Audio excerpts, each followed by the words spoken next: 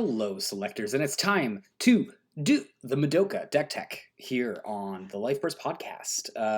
We're here to talk about Madoka. This is one of the new centers coming out for our VERTEX DIVA, and it's actually a pretty good one. So, just in regards to looking in the future of the Japanese meta, we actually see Madoka as a diagram team not show up nearly as much anymore, and this one starts showing up more and more as a dream team. And I don't know if Madoka in diagram right now is better than this Madoka, but I think this Madoka has more going for it long term, so it might be something that you guys want to swap over to and start working with the newer Madoka, especially because there's a lot in this card that isn't blatantly powerful, but is powerful to enable a lot of other pieces of cardboard in your deck. And so let's just get into it, right? So Madoka Vogue 3X, right? What this does is at the beginning of your attack phase, each player draws a card and discards a card. Then you have an enter ability, which is choose one of the following. Your opponent discards 2 cards, or you can freeze an L-Rig on your opponent's field. And then its action, once a game ability, is that if you have 3 or more cards in your hand than the opponent, you can put a target Signy on your opponent's field into the bottom of its owner's deck. Okay, so let's unpack this here, right? None of this is all that blatantly powerful.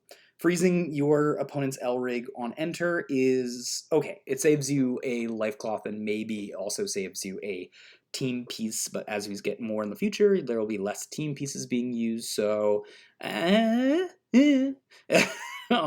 if you make the opponent discard 2 cards, that's great, right? That usually feeds into this, right? You've drawn 2 cards, you've made the opponent discard 2 cards, you should be theoretically above your opponent's hand-ish by now by 4-ish cards, and your once a game ability can kick in, and then you can put target Signy on the opponent's field to the bottom of its owner's deck, right? So this is pretty good. This means that you can get yourself a life cloth with this. You can nab a damage with this. But the really part that's kind of important here and is unassuming is at the beginning of your attack phase, each player draws a card and discards a card. This triggers a lot of effects. It triggers all of your opponent's it triggers effects that you might have which require opponents to discard cards. It triggers your effects that might happen if your opponent draws a card. It triggers effects that you want to see because you're drawing cards, and also triggers effects that you might want to also see because you're discarding cards.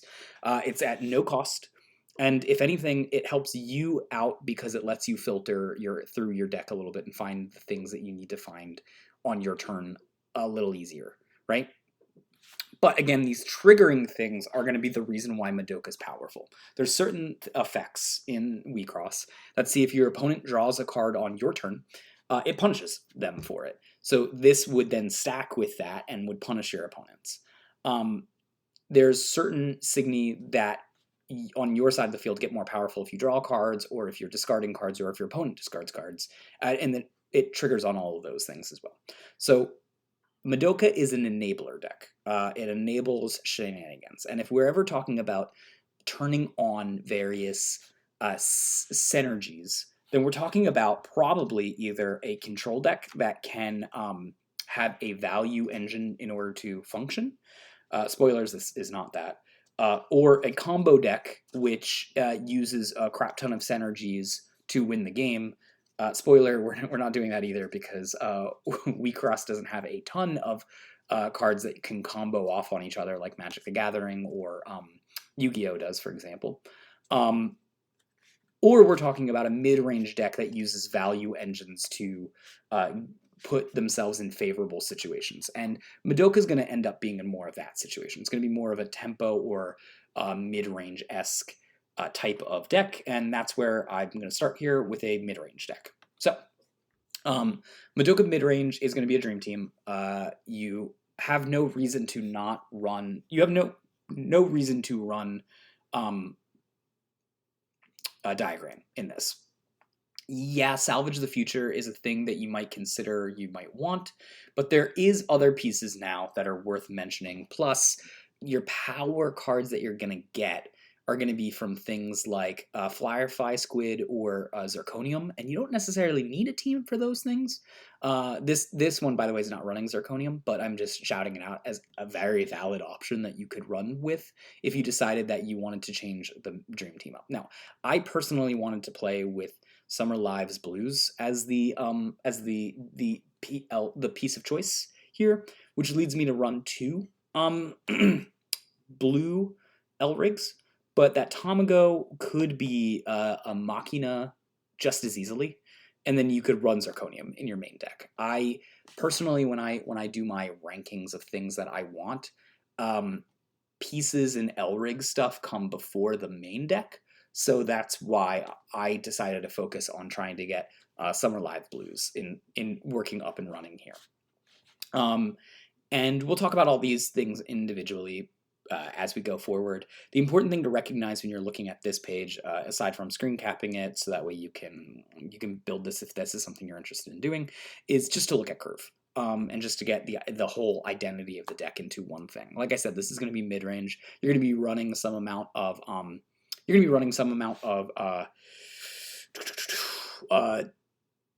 later game stuff, later game packages, little synergies to really help you win out the longer game, and you're going to be kind of skewing on level 2s to make that happen, because you need to have a certain baseline of level 1s in order to be fine here. So let's talk about the deck individually now. All right, so this is what our Elrig deck looks like. We're using MC Line Dig and MC Line Disrespect. Again, MC Line Dig actually really lends itself to two-color decks, and the fact that we're using a blue Elrig as our center Elrig and a blue Elrig on our assist Elrig means that we can either do a combination of blue-blue with it when we filter for cards and draw. We can either draw 2 blue-blue cards, or we can draw a blue and white cards. You can't draw white-white, but you're not trying to draw white-white in this deck. So it actually is quite flexible here. And then MC Line Disrespect, anyone who's played Madoka, the assist, will know that MC Line Disrespect is the white copy of it and does the same job, which is it stops your opponents from being able to damage in, right? And kind of the nice natural flip end is anytime you're doing an Elrig where you can stop 3 attacks, you usually want your defensive level 2 Elrig on the other end to be something that stops 1 attack, right? And that's because you're going to hit turn 2s where there's only 1 lane open, and you don't want to use MC Line for that. You want to use Tamago Jet Stick in that case. Or you're going to end up in scenarios where your level 3 is out and you have Exida and you don't necessarily need to stop 3 lanes. So you're past the point where MC Line is going to be super great. And those combinations of those games will happen, so you're trying to work around that kind of thing. You're also using Tamago Beating here, which is a little strange. You're not usually using Tamago Beating. You're usually using Tamago Double Stroke to draw cards. But Beating is a removal spell. And it's one of the better ones because it puts it on the opponent's bottom of their deck. And you've already got the draw stuff with MC Line Dig, and you're also doing a ton of filtering off of Madoka's normal ability, so you don't need the draw there. You're going to be fine otherwise.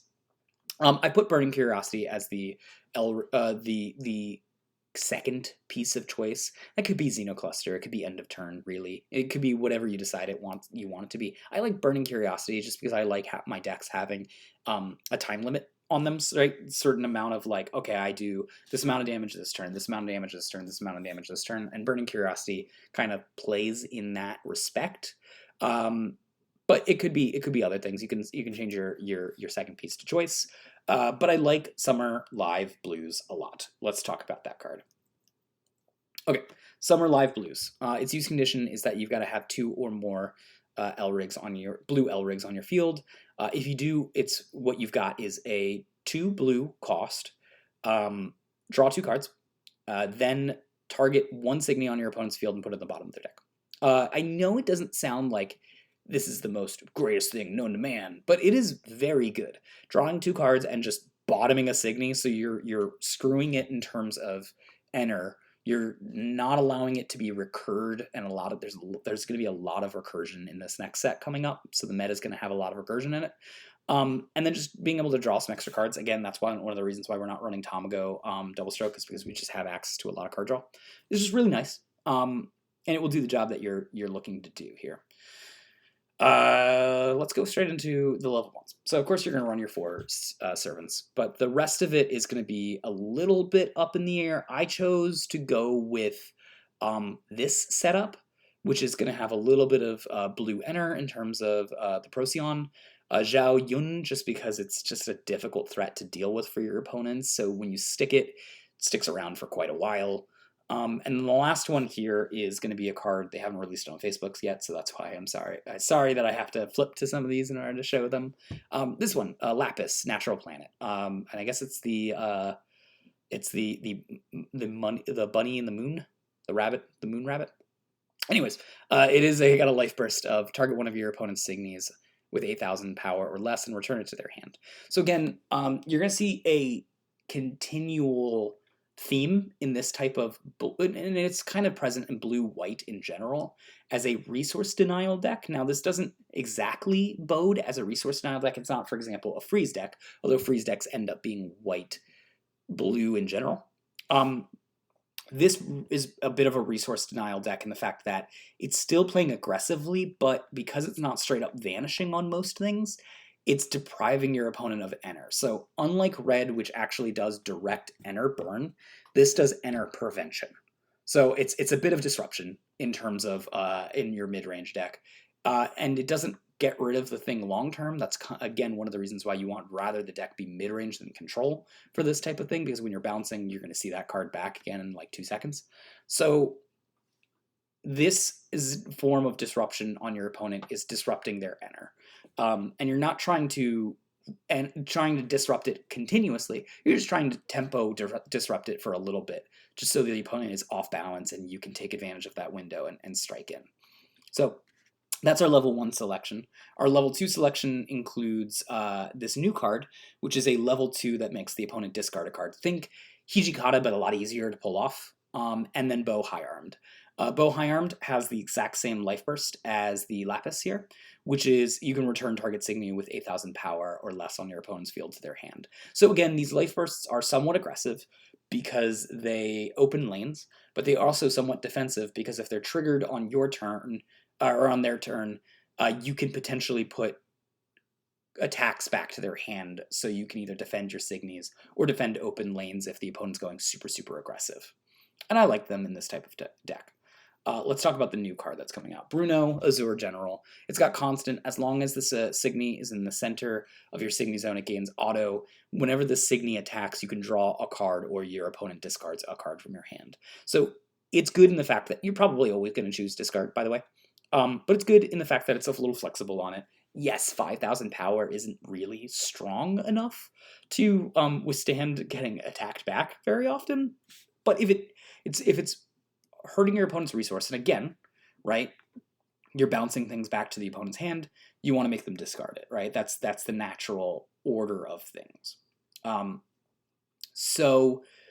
And you do get to a point, too, where sometimes your opponent has too full of a hand and has to just start naturally discarding as well. That's going to be its general function. Even though it's not going to last very long and you're opening yourself up to being attacked back, that's the difference between a stall deck and a mid-range deck, is you're trying to take advantage of this more aggressive sort of resource denial rather than sitting back and waiting for your opponent to run out of resources on its own. All right, so here we have a bunch of cards that are added to it. We've got Firefly Squid, that's going to be the first one, which has a harmony of 1 white Elrig on your field. Again, that's your lion now because you're a dream team. And it says, at the beginning of your attack phase, you get to draw a card, and here's the important part. When you discard 1 or more cards by your effect, your opponent discards a card at random.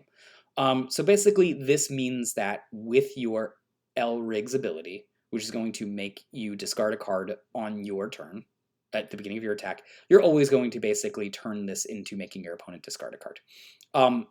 If you want to get technical, this is like having a better Fenrir. Yes, Fenrir freezes the opponents, which is okay. It's never amazing. It's always like, yeah, it's a good ability. This, on the other hand, lets you draw a card and make your opponent. It's basically random drain, but on a level 3 big creature. So it's definitely good. And again, this would be if you were running black instead. You could run Zirconium here as well, and that would say, when your opponent discards a card, you can attack and if you attack with Zirconium, you can start using Enter as removal, and just, you know, start opening up lanes with that. I opted not to because I wanted Exida a lot in this deck as well. So let's talk about Exida next. Exidas are level 3. When a Signy on your field becomes the target of your opponent's effect or ability, you can choose one of the opponent's Signy zones, and they can attack with Signy in that Signy zone from then on. So lane closes. It's just once a turn, but that's really quite good. And you'll see with the Notre Dame Signy that we're about to talk about here that we have as a 4 of, it ends up being a kind of great way to close off multiple lanes. And that's important because this deck wants to go a little bit later game and doesn't want to just rely on its L rigs to be its only sole form of defense. Let's talk about Notre Dame here. So Notre Dame is a new card coming out here, Code Labyrinth Notre Dame. It is got an auto once a turn ability, which is during the main phase and attack phase, and that's, by the way, anyone's main phase or attack phase. Whenever your opponent draws a card, your opponent discards a card. Again, this is one of the ways that you're punishing your opponent with your ability. Your ability will trigger. Madoka will say, hey, opponent, draw a card and discard a card. And then this will trigger and say, hey, opponent, discard a card. So you're making it basically, yes, you're giving them a little filtering, but you're making them lose 2 cards and gain 1 card. So inevitably, you're making them lose a single card advantage. That's its first trigger, and it's quite good there. It's second auto ability, and probably the main reason why you'd want to actually run this. So that's top part's just gravy, is that whenever this Signy is vanished, you may discard 2 cards. If you do, you can put the Signy from the enter zone into the field down. So this is, I know discarding 2 cards is a real cost. It is an actual real cost. You don't necessarily want to do this a million times. But the fact that unlike Komi, right? Komai, where you have to have the Signy be up and you need 3 enter, this is free. It's just, if it's vanished, you can discard 2 cards and then you can put it back into the Signy zone. That means during battle, you can bring it back if you're low on cards for some reason, or usable cards for some reason. You just need to keep this literal wall in existence. But more importantly, you can, for example, if you have Exida out, have this be targeted by one of your opponents. It dies. Exida will trigger. Exida will close off a different Signy lane. So one that it was trying to hope into attack with, maybe an open one.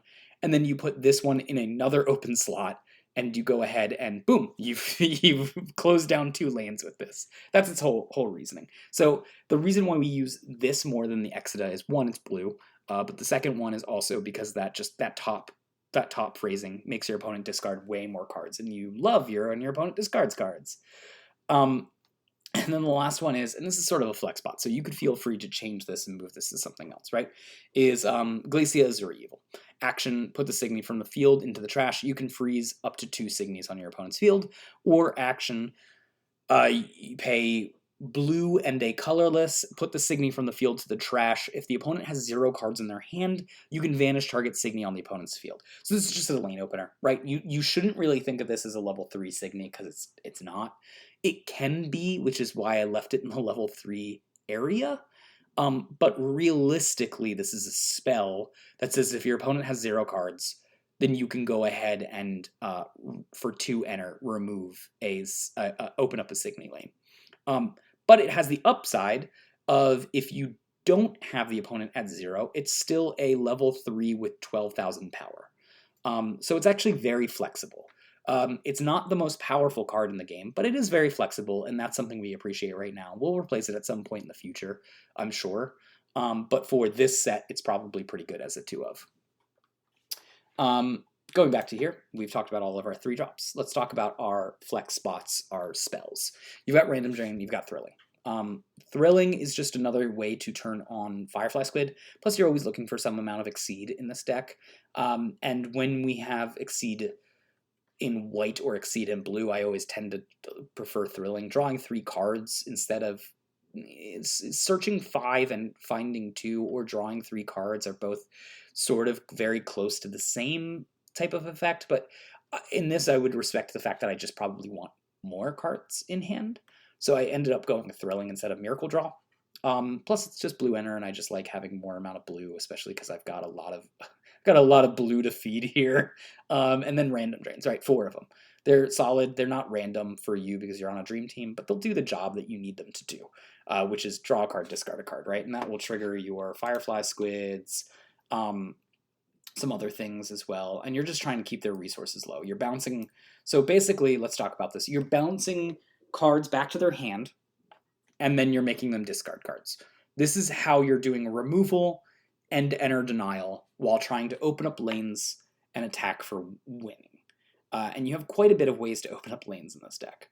So this is the deck list again.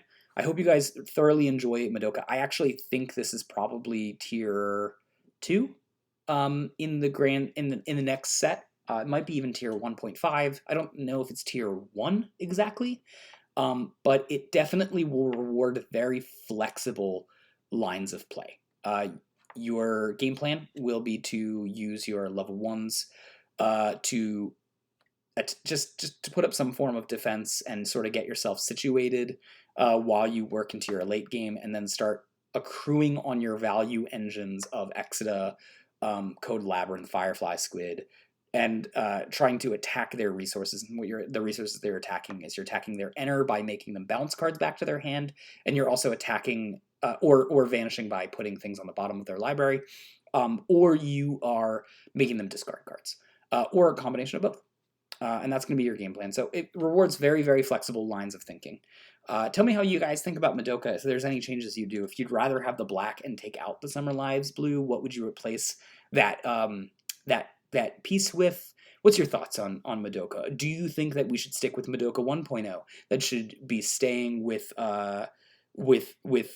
Diagram? Let me know in the comments down below.